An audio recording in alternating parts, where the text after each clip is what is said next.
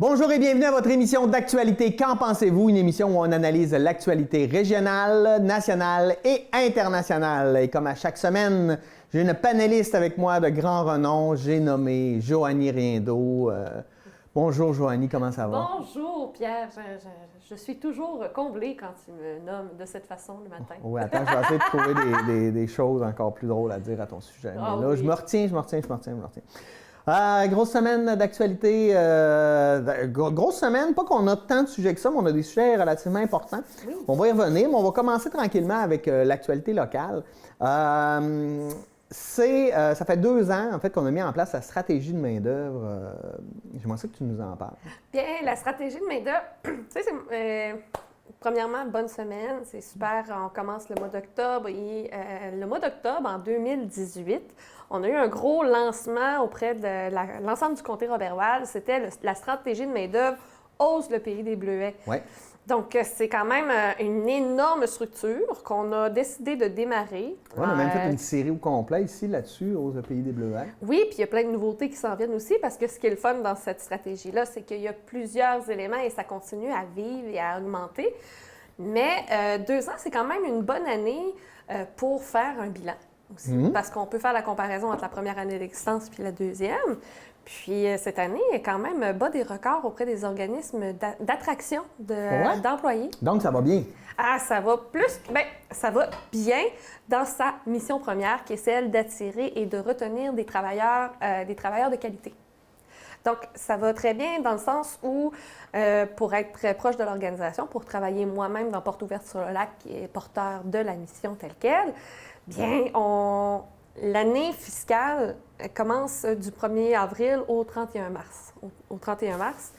Et tous les objectifs d'attraction de personnes qui viennent s'établir et qui s'établissent pour de longue durée ont été atteints au début septembre.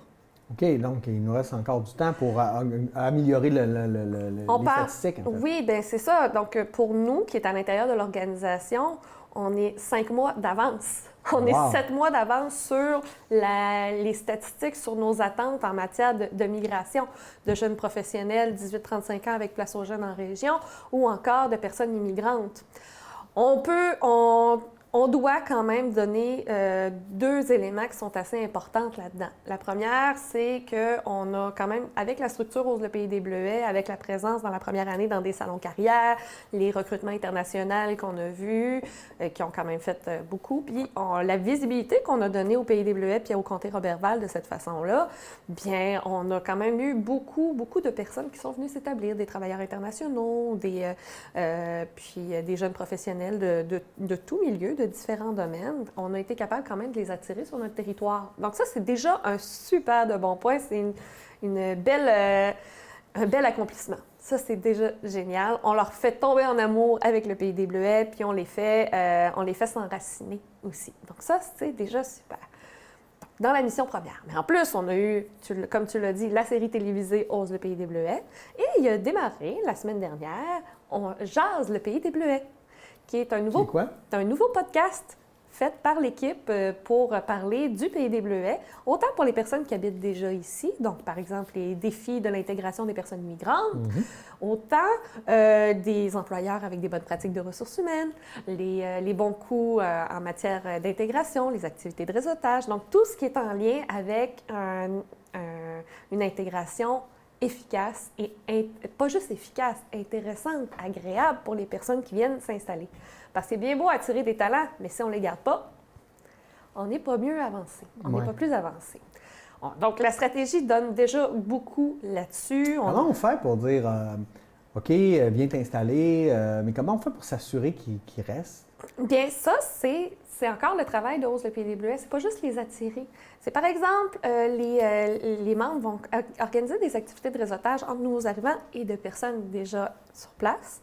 Il y a eu pendant longtemps, et j'espère que ça va continuer, mais après COVID, des activités où les gens de Ose le pays des Bleuets donnaient des gratuités pour aller voir l'impro, pour aller voir des pub quiz, donc pour s'intégrer dans les milieux, dans les activités culturelles. C'est une excellente façon de réseauter hors du travail.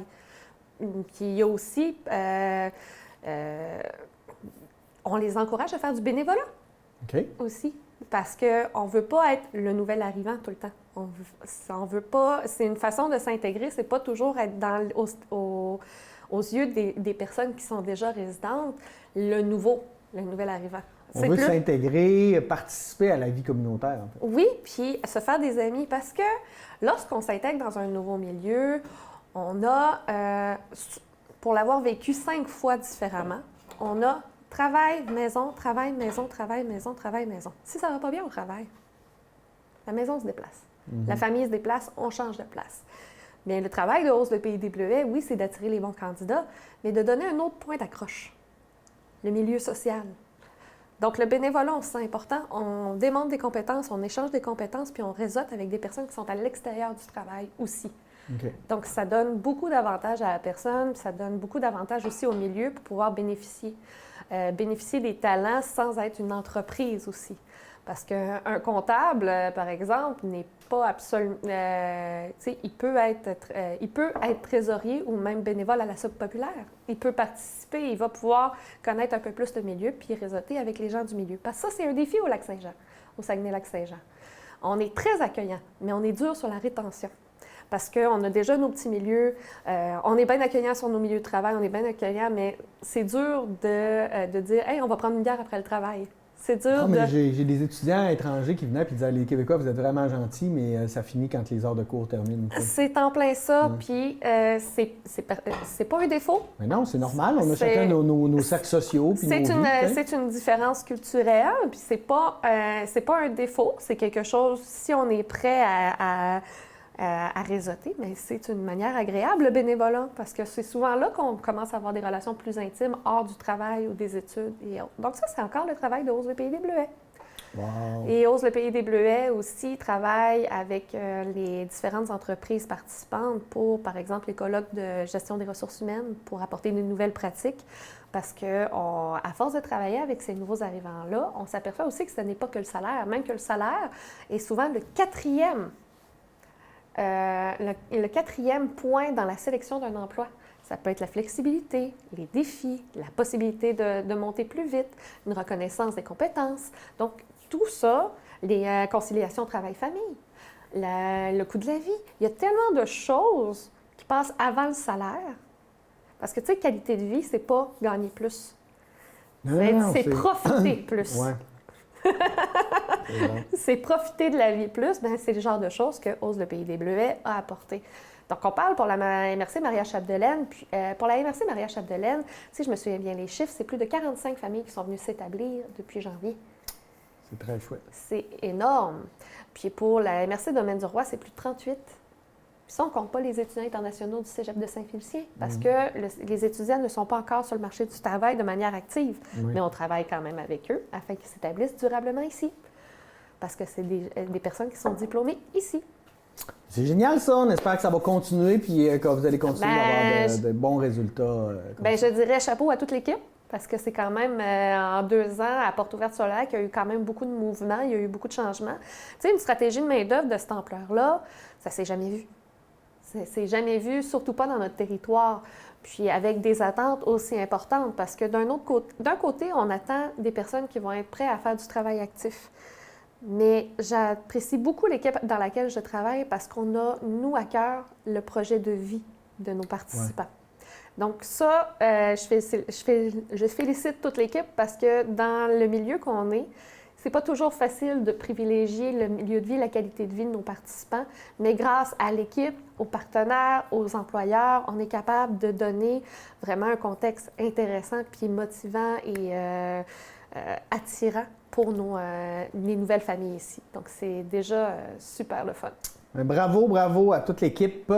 Je t'amène sur le dossier du compostage. Ça commence enfin, ça fait donc bien des années qu'on en entend parler. Moi, je composte déjà depuis longtemps, mais là, ça va devenir plus systémique. Donc, tout le monde est obligé de composter. On a reçu nos bacs, mais là, ça commence au mois d'octobre. Oui, bien, le compostage, on a reçu nos bacs bruns à Dolbeau-Mistassini. On a reçu pour l'ensemble du comté Roberval, l'ensemble des villes, si ce n'est que quelques exceptions, ont déjà reçu leur bac brun avec leur petit bac. Le défi, ça va être de savoir qu'est-ce qu'on met pas dedans. Même si on a été bien documenté, on a toujours les petites... Bon, on le voit que le recyclage, ça a pris du temps avant qu'on soit efficace. Oui, c'est sûr. Puis, mais ce que j'apprécie aussi, ce qui est le fun, c'est qu'on a vu des petites vidéos YouTube sortir avec comment faire un panier en papier journal pour éviter de salir ton petit bac. Ouais. Parce que le papier journal, lorsqu'il n'est pas en couleur, est compostable. Donc, ça permet de garder la chose nettoyée puis d'éviter qu'il y ait des petites mouches ou que ce soit désagréable. Mais je peux vous raconter une anecdote personnelle qui m'est arrivée le 30 septembre dernier. Je clique j'aime. On n'a pas encore l'habitude du compostage à la maison. On a le petit bac, on l'utilise un petit peu. Il ne faut pas trop remplir notre bac pour pas que ce soit problématique, mais on l'utilise quand même pour les petites affaires, puis pour notre compost à la maison. On commence à avoir des mouches, on le met sur notre balcon d'en avant. On est dans un quartier de Dolbeau-Mistassini. On part dans un quartier en pleine ville. Mon conjoint va travailler à 5h30 le matin. Et il se fait accueillir par une petite bête noire avec des rayures blanches qui était en train de manger dans le compost. Oh. Donc, vous l'avez adopté?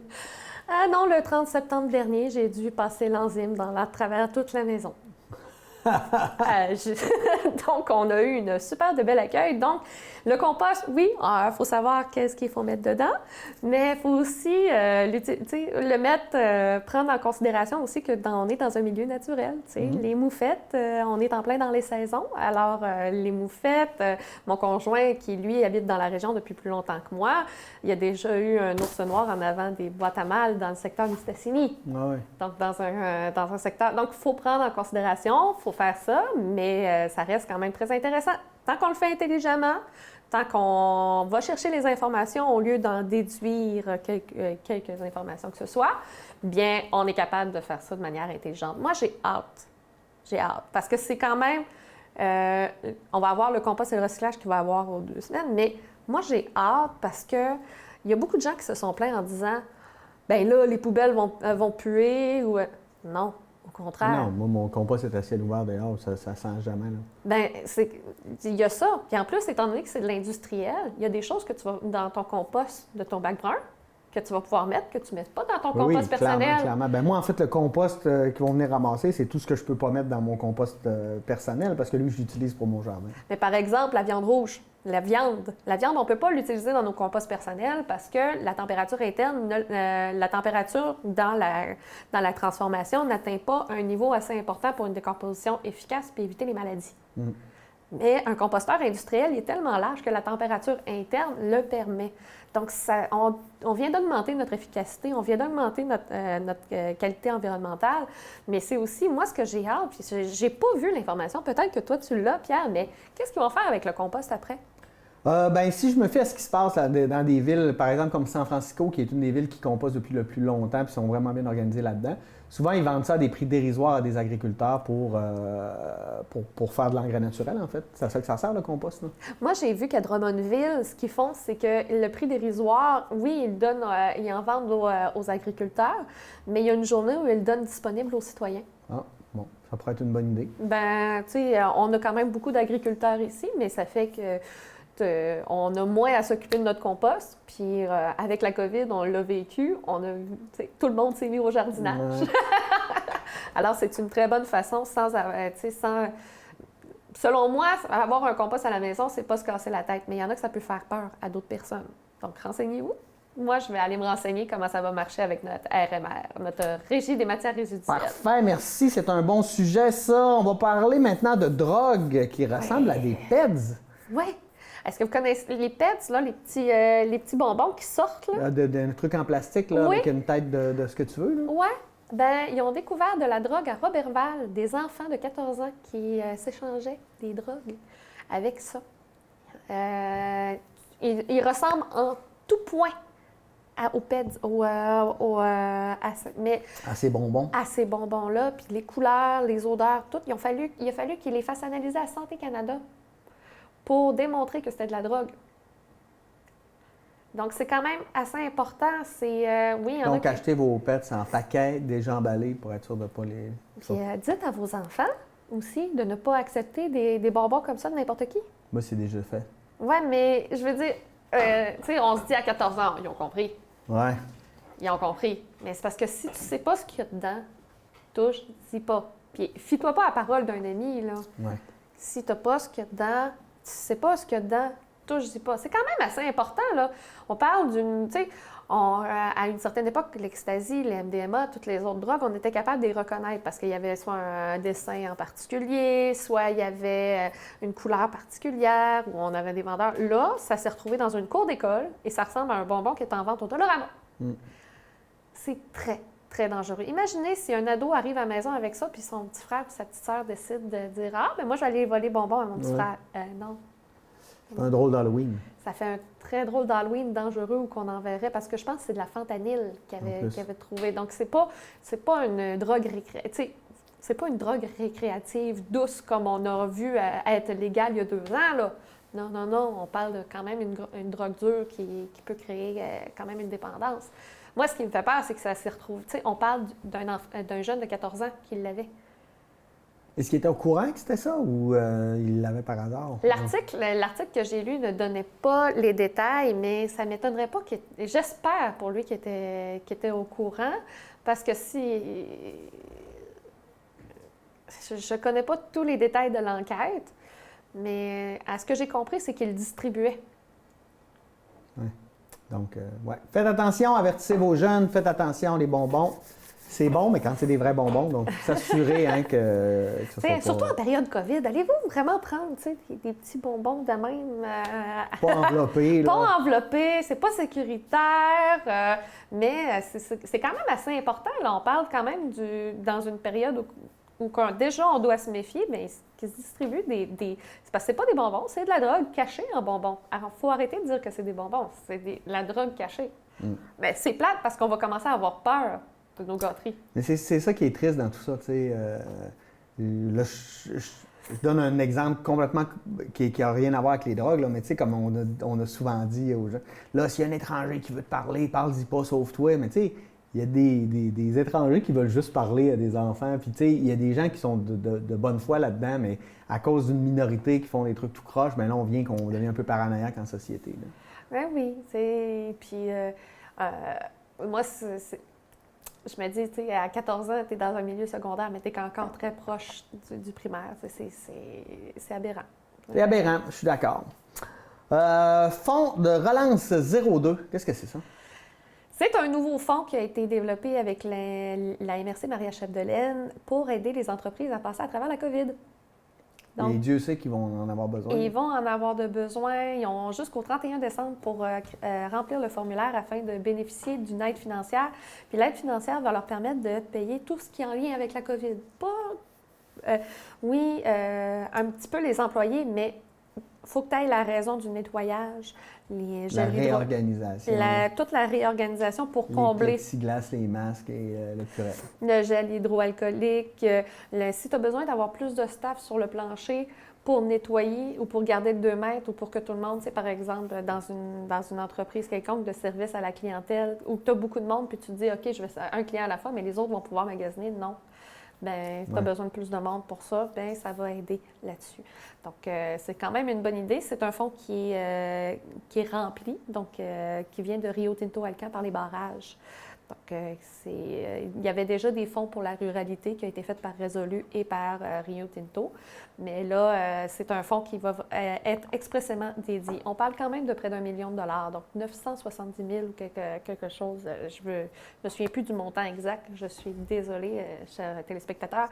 Mais ça reste quand même un fonds quand même très intéressant pour nous aider à... Déjà que l'achat et le déplacement, surtout si on vient en zone rouge ou juste en zone orange aussi, même si on devient comme ça, bien, ça va être encore plus difficile pour eux. Donc, en évitant déjà la surcharge financière de ces accommodements-là, le temps que les choses se replacent, bien, les consommateurs n'ont pas plus d'argent à mettre dans leur poche. En plus que la PCU a terminé, que là, c'est la PCRE.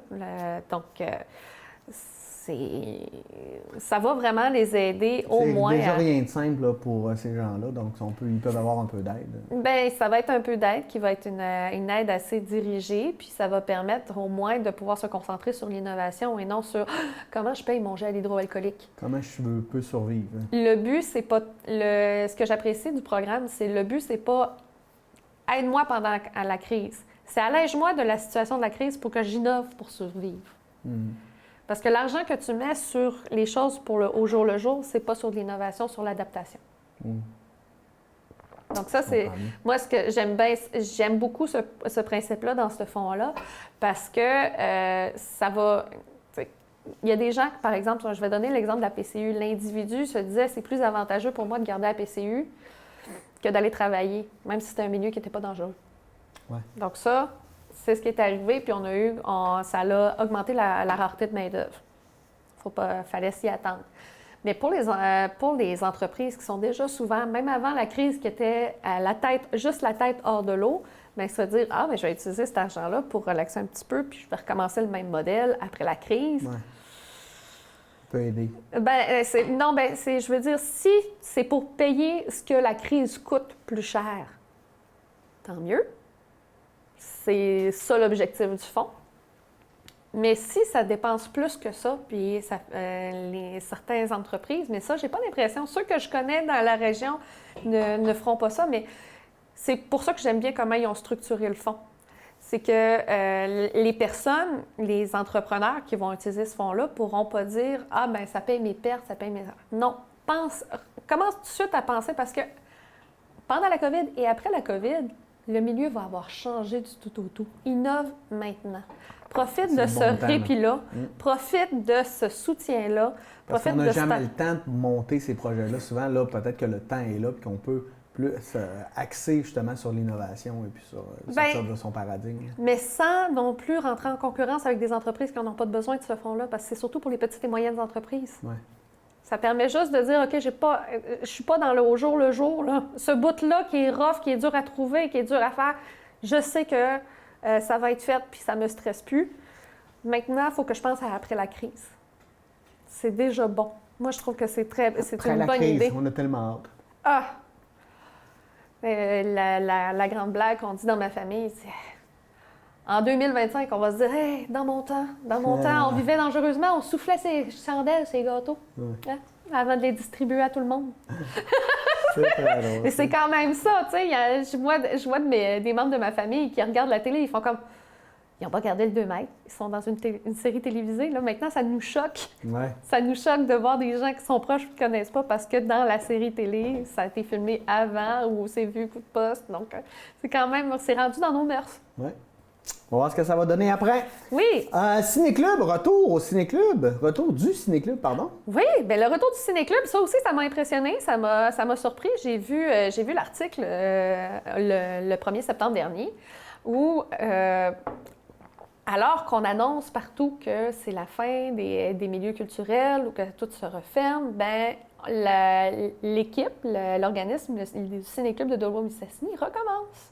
Donc, c'est des séries, des films qui ne sont pas des blockbusters ou autres, qui vont permettre d'être diffusés. Du cinéma d'auteur. Du cinéma d'auteur. Est-ce qu'il y a des contraintes liées au COVID pour assister au ciné-club? Là, ça va être la même chose que n'importe quel film, à ce que j'ai compris. Donc, c'est une rangée de libre entre chaque rangée d'utilisés, 3 bancs de séparation entre chaque famille, entre chaque personne d'une même résidence lors de la diffusion, donc moins de monde.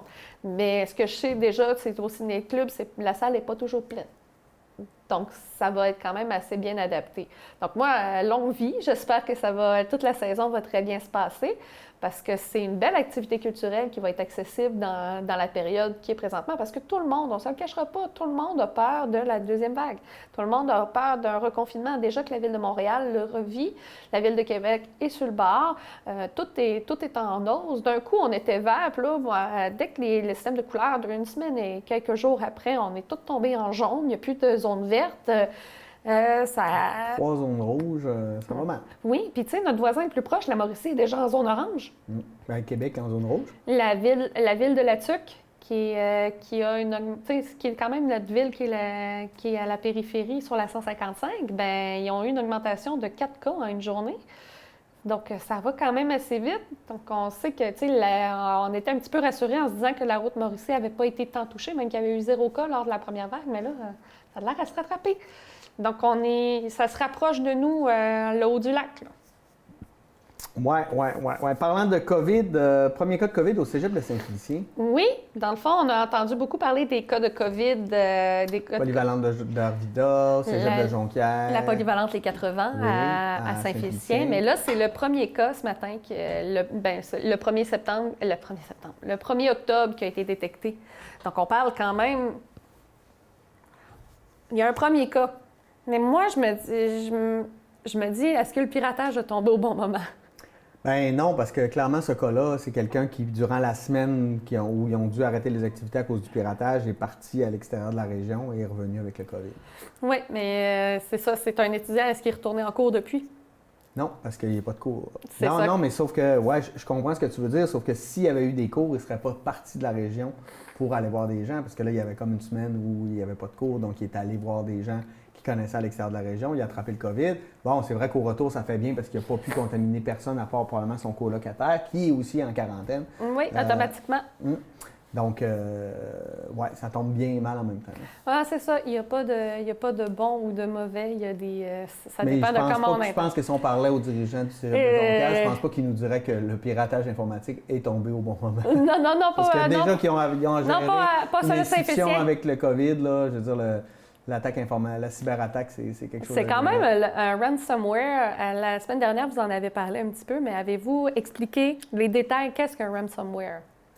En fait, c'est qu'on demande si tu veux réavoir tes données, ben, tu dois payer une rançon. Oui, c'est ça. Donc, c'est ce que le cégep de Saint-Félicien vit présentement. C'est quand même une attaque d'envergure parce que ceux qu'on connaît le plus souvent à travers le Canada, c'est des individus qui sont allés, par exemple, sur le dark web ou dans des lieux qui sont dangereux. Mais là, au cégep de Saint-Félicien, ils ont quand même une très bonne structure. Puis moi, je sais qu'il y a quelques semaines, au début de la saison, au début de septembre, il était à la recherche de quelqu'un pour s'occuper des technologies de l'information. Qu'est-ce qui s'est passé? C'est quelque chose de très complexe, l'informatique. Mais c'est pas la première fois dans la région que des établissements scolaires sont visés par des pirates informatiques. Là. Non, mais un ransomware, c'est quand même assez envahissant. C'est pas la même chose qu'un que virus. Là, je veux dire, moi, ma conjointe enseigne au cégep de Saint-Félicien, puis là, elle n'a plus accès à tes listes de classe, à pouvoir communiquer, à ton courriel. Je veux dire, ça complique beaucoup parce qu'on est habitué. Et l'enseignement, aujourd'hui, on allait de plus en plus vers ça. On disait, bon, ben, on enseigne en ligne, on va de plus en plus vers ça. Là, à Go, on dit non, à Go, faut que tu retournes en classe avec une crêpe et un tableau. Je comprends. Alors que toutes tes notes, tout ton programme, tout est là. Tous tes PowerPoint, tout ton matériel qui a été fait, là, tu n'as plus accès à tout ça, ça devient compliqué. Non, c'est ça. Mais je me dis, pour l'étudiant en question, bien, ça lui donne quand même... Tu sais, il n'est pas dans une situation où il aurait pu le transmettre à d'autres trop vite. Ouais. Donc ça, c'est déjà une bonne chose. Il faut se le dire d'une certaine façon, contrairement à nos polyvalentes qui, eux, n'ont pas vécu ça ou que les jeunes, avant d'avoir leur diagnostic, ben, se sont retrouvés quand même auprès de la communauté. Donc, au lieu d'avoir 1 à 2 ou même 4 personnes en colocation qui sont en quarantaine, ben, là, dans les polyvalentes, c'est des classes au complet. Ouais. Donc, on est chanceux dans la malchance. On est chanceux dans la malchance. C'est l'heure pour nous de prendre une pause. On va revenir tout de suite après la pause. Donc, profitez de ce temps pour aller vous faire un bon café ou écouter les publicités. On vient immédiatement. Le sport, c'est une grande partie de ma vie. Puis il n'y a rien comme de le pratiquer entre amis pour essayer de se dépasser. Mais en ce moment, il faut continuer de faire attention pour nous, pour nos amis puis pour notre famille. C'est pour ça que quand on s'entraîne ou quand on veut juste chiller, il faut suivre les mesures en place. Il faut éviter les rassemblements, limiter la taille des groupes puis se tenir à 2 mètres. Je le sais que c'est pas facile, mais on est capable. Parce que plus on va se protéger, plus vite on va passer à travers.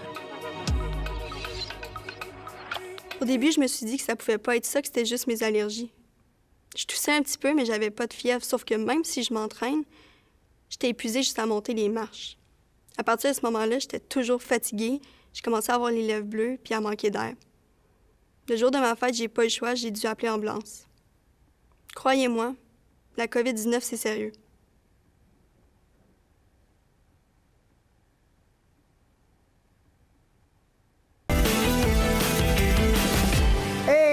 retour de la pause et c'est pas fini parce qu'on a des sujets très chauds. Dans le prochain, on va parler de Joyce Echaquan.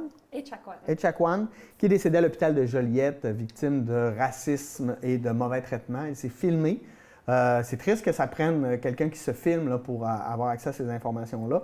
Je pense que tout le Québec est un peu choqué. Les communautés autochtones, je pense que c'est inacceptable. Là.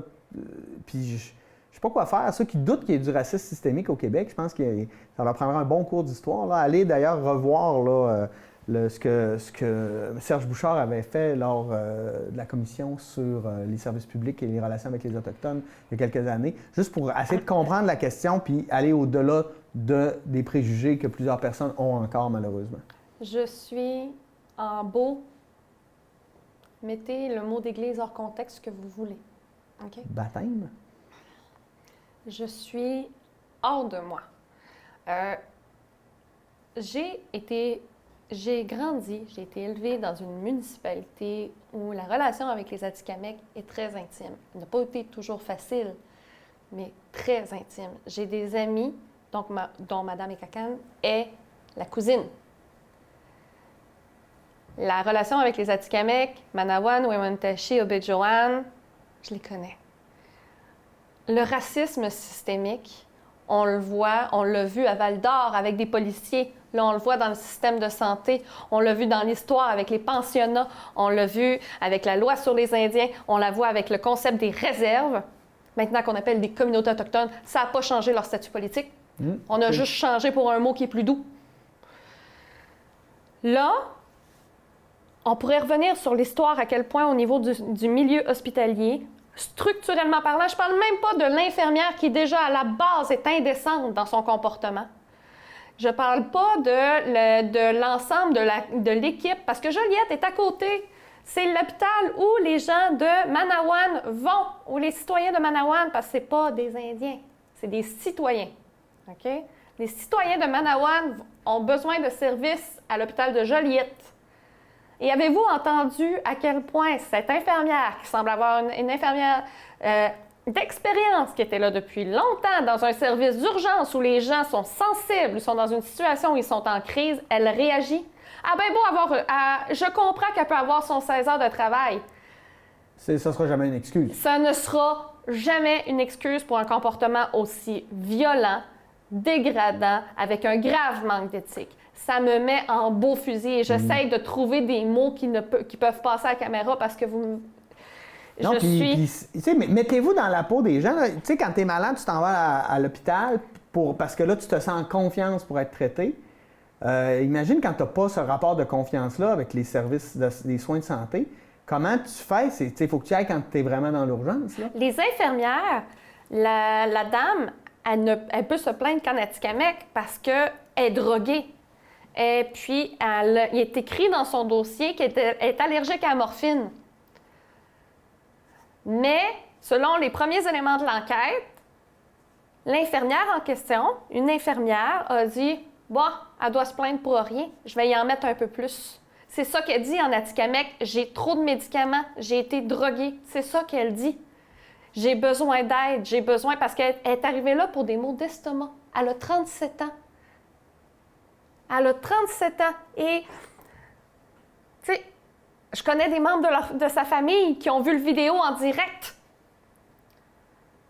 C'est enrageant parce que le racisme systémique, là, on a du racisme clair, on a du racisme violent. Puis on parle d'un racisme qui a été fait par des gens dont leur travail, c'est de s'occuper de l'humain.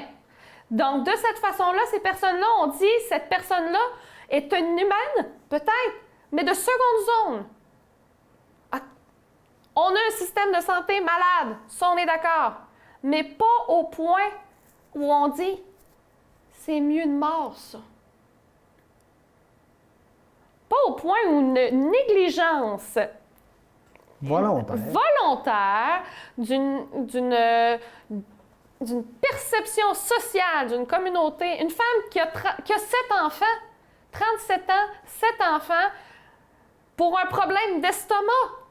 Pas un problème de cœur où on a fait une erreur sur la médication. Non, un estomac. Elle est décédée, là. Elle est décédée en direct sur nos réseaux sociaux en demandant de l'aide dans une civière, dans un hôpital québécois. Pensez-y, là, 2 secondes. Pensez-y 2 secondes. Vous êtes dans un hôpital au Québec. Premièrement, on ne parle pas votre langue. Mais correct, l'Atikamekw est particulièrement difficile à comprendre. Mais quand une personne crie de cette façon-là, c'est jamais pour rien. C'est jamais. Non, c'est pas pour le plaisir d'être désagréable, là. Tu sais, c'est comme, je sais pas à quoi les gens veulent se penser. Et depuis ce temps-là, on voit plusieurs témoignages de gens qui disent avoir subi du racisme à cet hôpital-là. Moi, je ne crois pas la direction de l'hôpital quand elle dit qu'elle n'était pas au courant. C'est pas la première fois. Puis là, on est en train de documenter les cas. J'ai hâte de voir l'enquête du coroner parce que... Puis moi, je veux voir aussi comparaison avec d'autres institutions hospitalières aussi. Parce que là, on parle de Joliette. On parle de qu'est-ce qui se passe. Mais moi, je ne sais pas comment ça se passe à l'hôpital de La Tuque. Je ne travaille pas dedans. Je ne travaille pas dedans. Je ne suis pas assez en contact avec des personnes autochtones qui sont dans le milieu. J'aimerais ça qu'on parle à des gens des centres d'amitié autochtones, parce qu'on en a un peu partout au Québec, je vous le rappelle, des gens qui sont directement en communication ou qui sont eux-mêmes autochtones et qui peuvent parler de la situation. Je pense qu'on leur donne pas assez de place, on leur donne pas assez de tribunes. Je n'ai pas vu beaucoup de personnes qui ont été appelées dans les médias qui viennent des communautés autochtones pour parler de la situation, ou des professionnels de la communauté autochtone. Il y a Serge Bouchard, oui, mais dans les médias, moi, j'aimerais ça, voir la directrice du centre autochtone de Joliette parler, une intervenante. J'aimerais ça qu'on... tu sais, on a donné la parole au conjoint. Oui. Tu sais, cette personne-là est arrivée à l'hôpital, là. Elle n'était pas toute seule. Elle n'était pas toute seule. Pourquoi, lorsqu'elle crie, on ne demande pas à un membre de sa famille, « Tu parles Atikamekw? Peux-tu venir nous traduire, s'il te plaît? » Il y a quelque chose, elle crie, ça va pas bien, on ne comprend pas, viens nous aider. Non. Ah, on est trop dans le rush. On se permet de faire des termes racistes que je ne veux pas répéter ici. Je suis en... On a la chance, au Saguenay-Lac-Saint-Jean, d'avoir une communauté qui est ouverte, qui est accessible, qui est Mashtuyatsh. C'est une communauté Innu. C'est pas la même culture, mais ça reste qu'ils vivent les mêmes défis en matière de discrimination. Oui, parce que malheureusement, on les a tous mis un peu dans le même panier. Je veux dire, personne ne connaît réellement le nom des communautés, leur territoire, etc. On les appelle les Autochtones. Mais je veux dire, c'est les Atikamekw, c'est des Inuits, c'est des Mohawks. Écoute, il y en a, je pense qu'il y en a 12 communautés différentes, là, 15. Juste 15 au Québec. Donc, tu sais, je pense que c'est important d'apprendre notre histoire et d'apprendre pas l'histoire que la religion catholique nous enseignait dans nos écoles, parce qu'on ne parlait pas des Autochtones. Au contraire, on a voulu s'éloigner. Parce qu'il faut se rappeler qu'à l'époque, avant la conquête anglaise, la communauté canadienne-française était très proche des communautés autochtones. Et le grand rêve de Champlain, c'était d'ailleurs de faire une société avec les Autochtones. Et puis, ces Autochtones-là ont participé de manière considérable à l'économie canadienne avec la traite des fourrures, à une autre époque. Et puis, même dans le système médical, au début, parce que le scorbut, toutes les maladies qui viennent de notre pays, de notre territoire, bien, eux, ils l'ont tellement vécu ici qu'ils ont aidé les premiers colons français à passer à travers des hivers rudes. Ils ont aidé... dans les manières de vivre, dans les livres d'histoire que j'ai eus à mon époque, et j'espère que ça va changer ou que ça va changer dans les prochaines années. Mais si une personne... c'est en train de changer. Mais le problème, c'est qu'il y a beaucoup de gens pour qui ça ne changera jamais parce qu'ils ne sont plus à l'école. Tu sais, d'apprendre à comprendre la réalité autochtone et que tous les préjugés que les gens peuvent avoir, des problèmes sociaux, etc., c'est nous qui les avons créés avec les pensionnats, avec leur vol de leur terre, avec... Tu sais, je veux dire, je pense que personne n'aura accepté ça et c'est ce qu'on fait, ce qu'on a fait subir à ces communautés. Là. Moi, je trouve que l'équipe de Culture Innu, qui sont les gestionnaires du musée amérindien de Mashtuyatsh, ils font un très bon travail de sensibilisation là-dessus. Puis c'est pas un travail de discrimination dans le sens où on fait comme « Ah, on est victime de racisme ». Non, c'est « Venez nous rencontrer, venez voir nos méthodes. » Venez comprendre. Venez comprendre, venez voir la vie comme nous, on la voit. Venez voir, et moi, dites-moi pas que vous n'avez pas les moyens d'y aller, là.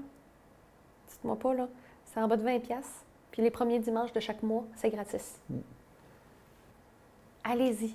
Allez parler avec la communauté. Allez échanger. On a cette chance-là d'avoir une communauté qui est à proximité. Je ne dis pas que les autres sont fermés, mais ils ne sont pas faciles d'accès par leur emplacement, ou surtout en période COVID. On est chanceux quelque part d'avoir une communauté autochtone. C'est tellement riche culturellement, tu sais. Oui, puis actif, puis fier aussi. Là. Ceux qui habitent ici, là, qui sont jamais allés à Mastoyache, là, je fais comme, vous manquez quelque chose. C'est beau, c'est bien entretenu. Tu sais, moi, je vois des villes de nos MRC qui sont moins bien entretenues que Mastoyache. Puis Mastoyache est chanceux parce qu'il y a encore plein de communautés qui n'ont même pas l'eau courante. Au Québec, là. Oui. Qui n'ont pas l'électricité. Au Québec. Là, on n'est pas... Puis, écoute, en tout cas, moi... Qui ont accès comme on a dit pour Manawan, qui a accès à un hôpital à moins de 30 minutes. Tu sais, Manawan puis Wamantashi, là, c'est 1 heure, 1h30 avant de te rendre à l'hôpital en cas d'urgence. Dans des chemins de terre. Manawan, j'y ai pas été encore. Donc, je peux pas dire exactement c'est quelle distance de l'hôpital de Joliette. Mon erreur, je vais aller chercher l'information parce que je trouve que c'est une culture...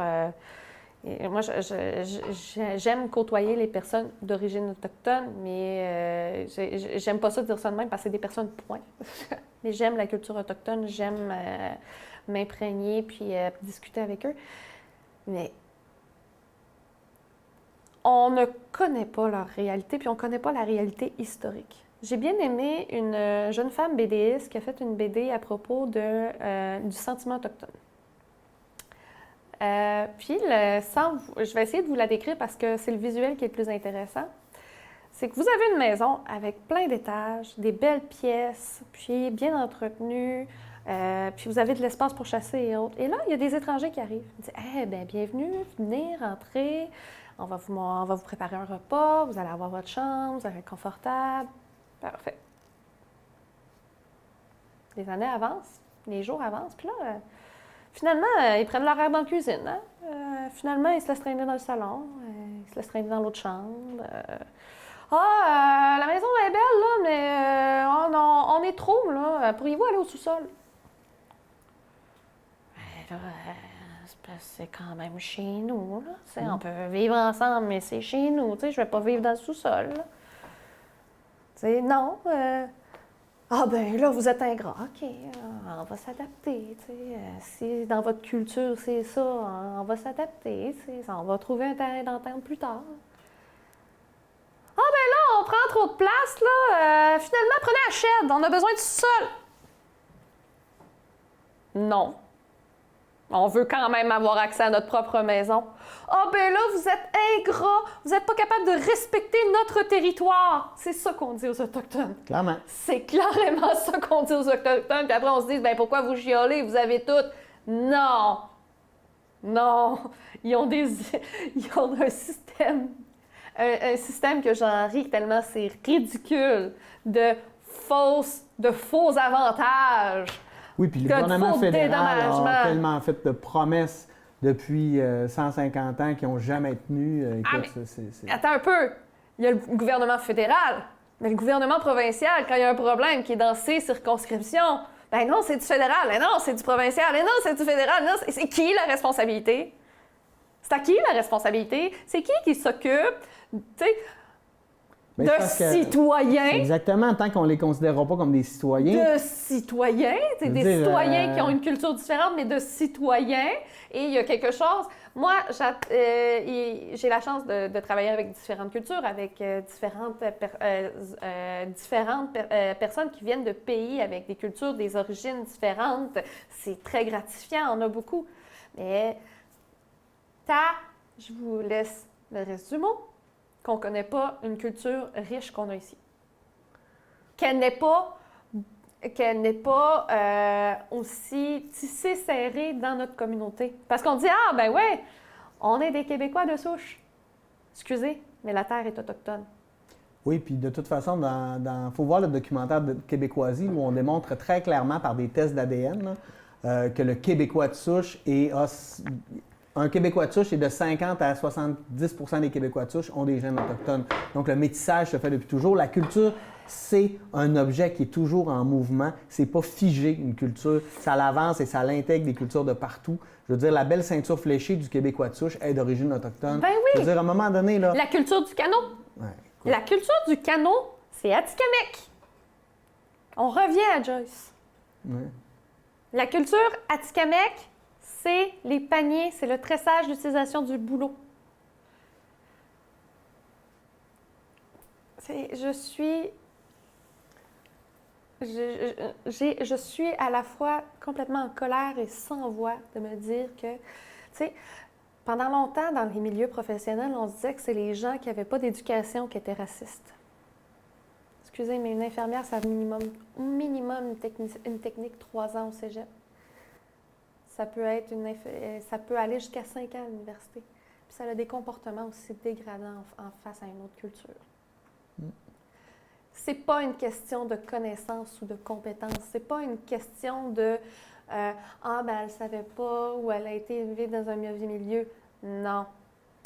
Et moi, je veux rappeler aux gens que quand on parle de racisme systémique, on ne dit pas « t'es raciste ». Non. C'est que culturellement, on a appris à l'école, avec les comportements, en regardant nos aînés, le rapport avec les Autochtones depuis toujours, qui a été très politisé et qu'on a mis en raison, on est arrivé avec tous ces préjugés-là qui sont inculqués. Le racisme, il n'est pas inné, il est acquis. On l'apprend à être raciste et on s'en aperçoit même pas. C'est comme la culture du viol où on ne dit pas que tu es un violeur, on dit que culturellement, on a banalisé beaucoup de comportements et c'est là qu'on en est aujourd'hui. Puis ce qui est triste, c'est que j'ai l'impression que là, on fait un gros drame avec ça puis au bout du compte, il ne changera pas grand-chose parce que c'est pas la première fois qu'on a un drame de cette envergure-là. Puis, bon, on a tout le temps l'impression que... Mais là, c'est la première fois que c'est une personne autochtone qui parle en son nom.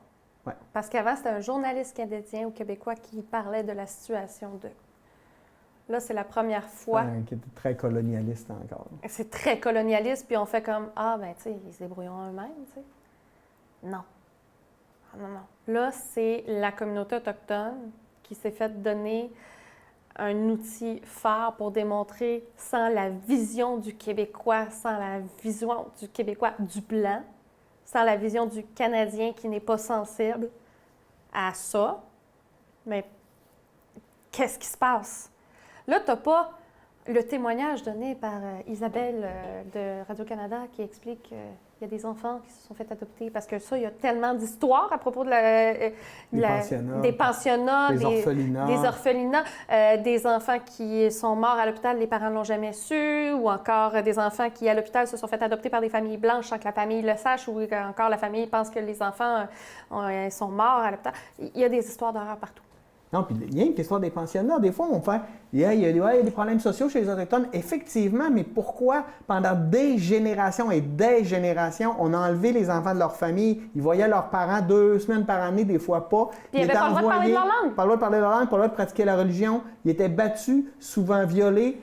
Et puis après ça, on les retourne à 18 ans dans la communauté en disant « Sois un adulte responsable. » Hey, c'est sûr que t'es fucké, là. Je l'aurais été aussi, là. Ben oui, parce que t'es plus dans ta culture, t'es plus dans ton milieu. Après ça, t'as des enfants, puis il faut que tu apprennes à les aimer puis à les élever quand toi personne n'a fait ça pour toi. C'est très compliqué, t'as pas les outils, ça crée des problèmes sociaux. Puis après ça, on fait « Ah, ben ils ont donc des problèmes, eux autres. » On est responsable de ça collectivement.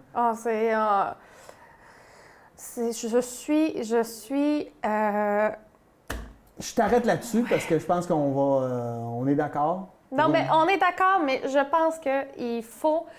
Là, s'informer. Il y a quelque chose. Arrêtons d'en parler. Agissons. OK? Je vais vous donner juste, avant de partir, un dernier exemple de racisme systémique que nous vivons présentement et qu'on fait vivre aussi aux communautés autochtones proches de nous. C'est un racisme qu'on appelle le Indian Time, que j'appelle le Indian Time. Dans notre société américaine, on a des heures, des horaires. Puis quand tu travailles avec des communautés autochtones, ben, faut pas que tu te fies à ça. Ils arrivent quand ils arrivent, ils partent quand ils repartent, puis ils prennent le temps qu'il faut, puis c'est correct. Ben, dans notre système de travail, on n'est pas adapté à ça, parce qu'il faut que tu te donnes des résultats dans un temps donné. Ben, c'est un racisme systémique. On leur impose... On leur impose une structure, puis on les dénigre, on leur dit qu'ils sont pas bons parce qu'ils respectent pas notre structure. Alors que moi, j'ai bien aimé une coucoum qui m'avait dit ça. Une coucoum, c'est une grand-maman en différentes langues à Atikamekw, puis nous, c'est coucoum. Elle a dit, vous avez l'heure, nous, on a le temps. On n'est pas placé pour juger leur comportement, leur culture. Ils ont vécu avec les Arabes, puis ils ont fait ce qu'ils pouvaient faire au moment qu'il fallait le faire. Ça fait partie de leur histoire, ça fait partie de leur culture. Bien ça, c'est un racisme systémique qu'on peut voir dans tous nos milieux de travail, où on fait comme « Ah, ils sont pas fiables ». Ils ont une manière de penser différente. Au lieu de dire... C'est très colonialiste. Bien, même les conseils de bande, on les a obligés de créer cette structure politique-là qui est à l'image de nos structures politiques quand ils ne fonctionnent pas pantoute. Là, on revient à la crise avec les chefs héréditaires, etc. Il y en a plein d'exemples. Allez vous informer. Allez écouter le témoignage de Serge Bouchard à la Commission sur les services publics et les Autochtones. Écoutez les documentaires comme Québécoisie, comme Indian Time qui étaient produits dans la région, comme Le Peuple invisible de Richard Desjardins. Il y a beaucoup d'informations qu'on est capable d'aller voir pour réaliser, en fait, que le problème, il n'est pas aussi simple que vos préjugés. Fait que, je pense allez dans la section autochtone de Radio-Canada. Écoutez un petit peu plus EPTN, qui est quand même, là, on parle des Autochtones, des communautés, des Premières Nations au Québec, mais EPTN, c'est les Premières Nations à travers le Canada.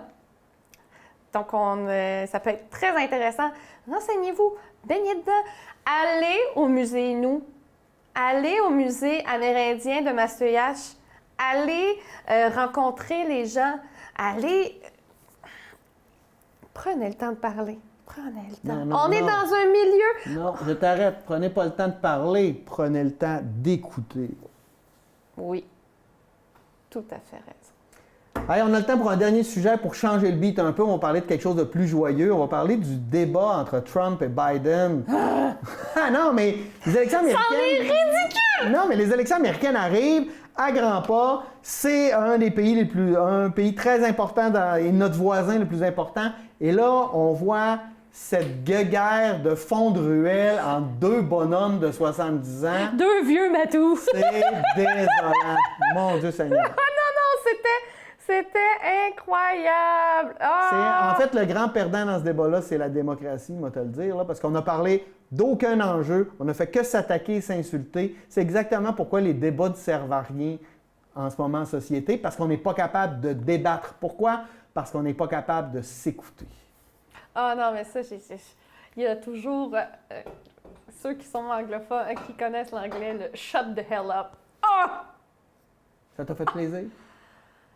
Ah, j'ai fait « yes ». Mais tu sais que Hillary Clinton est revenue là-dessus dans un tweet cette semaine en disant « Si moi, j'avais fait ça lors du débat il y a 4 ans, je me serais fait... arracher la tête. Ouais.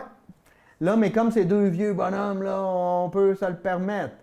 Mais ce qui est triste, c'est qu'au bout du compte, ça ne change absolument rien, ces débats-là. Ça devient un cirque. Oui. Il n'y a rien d'intéressant.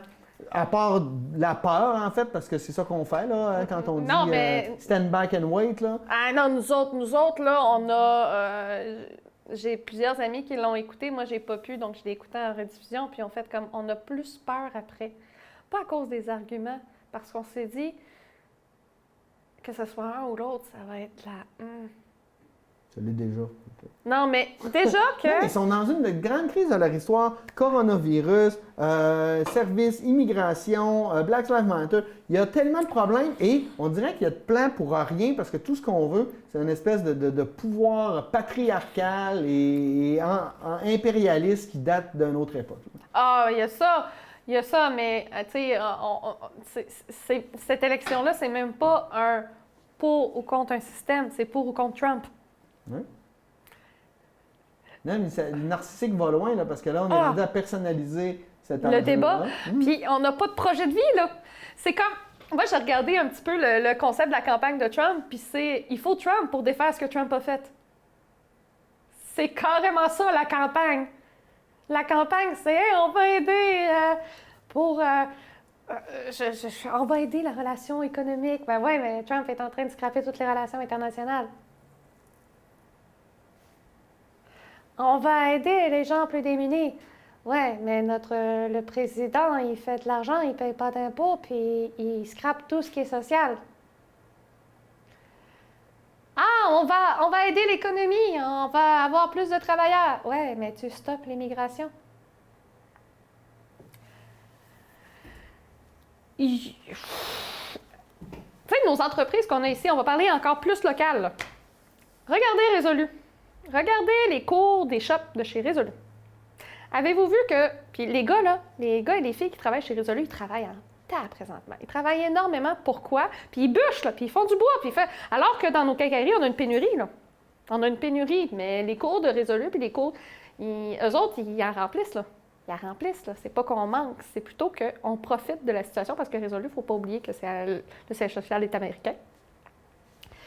On accumule, parce que si Trump revient au pouvoir, les taxes aux frontières, tout ça va tellement augmenter que là, ils vont faire comme « Ah! Nos prix est au maximum, on va le vendre. » L'aluminium, présentement, qu'est-ce qui se passe avec l'aluminium canadien? Il y a énormément d'entreprises qui en font plus parce qu'ils se disent « Je vais-tu en vendre après? » Mais là, on se retrouve coincé parce qu'une grande partie de notre économie revient à l'import-export avec les États-Unis. À la fois, les États-Unis disent « OK, on va faire du nationalisme, on va utiliser nos produits sur place. » Mais en même temps, c'est « On arrête d'acheter chez vous. » Ils n'en produisent presque pas d'aluminium, c'est ridicule. Non, c'est parce qu'au niveau de l'histoire des États-Unis, dans leur système économique, c'est on va garder nos ressources pour acheter ailleurs. Comme ça, quand toutes les autres vont être vidées, là, on va en avoir. Ce qu'ils ont fait avec nous, on le va en avoir. pétrole. Ouais. Donc, nous, on va en vendre. Donc, c'est ça le principe. Donc, ils font ça avec l'aluminium, ils font ça avec le bois, ils font ça avec tout ce que... 30 secondes. On est dans... OK, depuis le début de la crise, on dit ça va bien, mais là, moi, je me dis, restez aux nouvelles parce que pensez un peu à vous, pensez à comment vous allez fonctionner. Pensez à la collectivité aussi, arrêtez de penser. Attends, non, c'est ça. Pensez à nous, je dis pas penser à son foyer, je pense à notre communauté. Je pense à notre manière de vivre avec les autres au niveau local. Arrêtez de parler à l'international. Pensez à ce qui se passe ici. C'est intéressant. Merci beaucoup, Joanie Riendo. Je peux-tu finir un point? Ouais. 2 secondes. Tes 2 secondes, ça dure toujours 1 minute. Au début de l'émission, on a parlé de plein de points positifs. C'est ça que je veux appuyer. Les points positifs, c'est surtout au niveau local. On a des bons coups ici. Appuyons-nous là-dessus, mais surveillons ce qui se passe à l'extérieur pour protéger nos acquis. Pour apprendre, pour comprendre. Merci beaucoup, Joanie Riendo. C'est toujours un plaisir de t'avoir à cette table. On se revoit, nous, dans 2 semaines. Oui! Merci aussi à vous d'avoir été des nôtres. Et nous, on se voit la semaine prochaine avec l'honorable Jules Simard qui sera avec moi. Passez une bonne semaine. Bye!